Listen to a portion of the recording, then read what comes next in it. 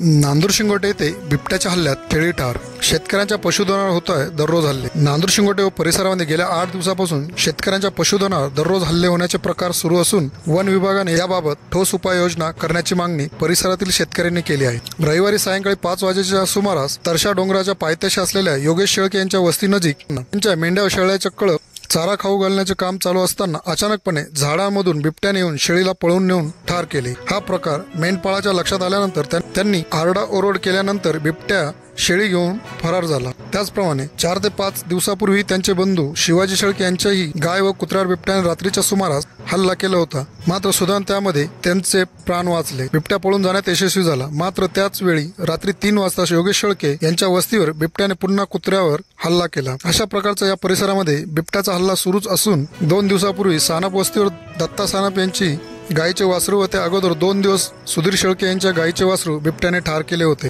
हा प्रकार दररोज कुठे ना कुठे पाहावयास मिळत आहे. पण आज भर दिवसा बिबट्याने या ठिकाणी कळपावर हल्ला केल्यामुळे शेतकरी वर्ग पूर्णतः घाबरलेला आहे. सदरच्या डोंगर पायथ्याशी वन विभागाने पिंजरा लावण्याची मागणी शेतकऱ्यांकडून यापूर्वी केलेली आहे. मात्र वन विभागाने या ठिकाणी पाहिजे त्याप्रमाणे लक्ष दिले नसल्याची बाब शेतकरी वर्गाने सांगितली असून 2 दिवसांत या ठिकाणी पिंजरा लावून या बिबट्याचा बंदोबस्त करावा व योगेश शेळके यांच्या झालेल्या शेळीचे 10,000 रुपये इतके नुकसान भरपाई मिळेल अशी मागणी त्यांनी केली आहे. दररोज बिबट्या भाग बदलून आपला हल्ला शेतकऱ्यांच्या पशुधनावर करत आहे. त्यामुळे शेतकऱ्यांचे मोठ्या प्रमाणात नुकसान होत असून 2 दिवसात पिंजरा लावण्याची मागणी शेतकरी वर्गाने केली आहे. मात्र बिबट्याचे वाढते हल्ले लक्षात शेतकरी वर्गाला शेतीची कामे करण्यासाठी सुद्धा भीती निर्माण झाली असल्यामुळे शेतकरी वर्ग शेतावर जाण्यास तयार नाही. तेव्हा या ठिकाणी पिंजरा लावून त्वरित बिबट्यात जेरबंद करावा अशी मागणी होत आहे. RV22 न्यूज साठी प्रकाश शेळके, नांदूर शिंगोटे.